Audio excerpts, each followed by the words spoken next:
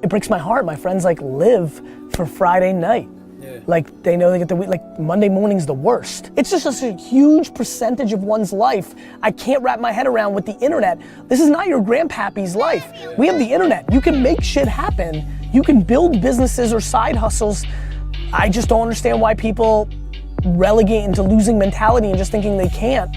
You can't because you want to be on the bowling team or softball or play video games. That's why you can't. There's plenty of time, get shit done. The level of complaining is unacceptable. Look, what if I told you this was the last Monday morning of your life? What if I told you you die this week? Would you complain about your crap job or that test you don't want to take? I doubt it. You would go much higher level thinking.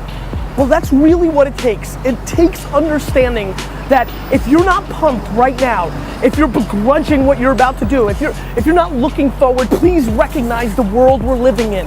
We're living in a world where there's so much more opportunity. This internet thing created way more opportunity for all of us. Way more. I mean, look, you might not even be alive. Like, your mom and dad could have had sex like 3 minutes later and you wouldn't even exist and you're complaining. You could have ended up being a bus, a tree.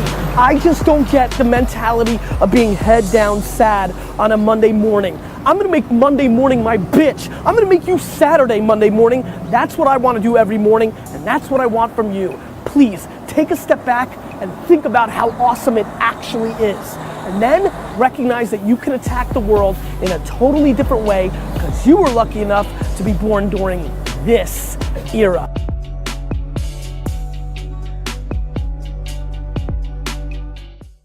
I might be wrong in what I say, okay?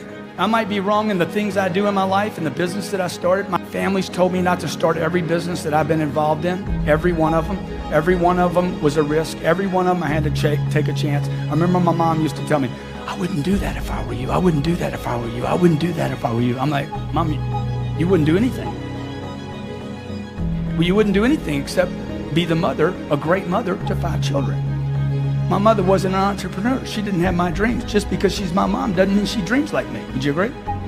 Okay? My mom was wrong about everything she told me not to do. Love my mom to death. Okay? Unbelievable friend of mine. She was wrong. I needed to do those things. Okay? Steve Jobs needed to build this phone. Would you agree? Did he help a lot of people? Did he make some money while he was doing it? $119 billion in 5 years. Have the conversation with the person that's holding you back. The reason most people who are listening right now are not doing that thing is they're worried about the opinion of somebody, usually their mother, usually their father.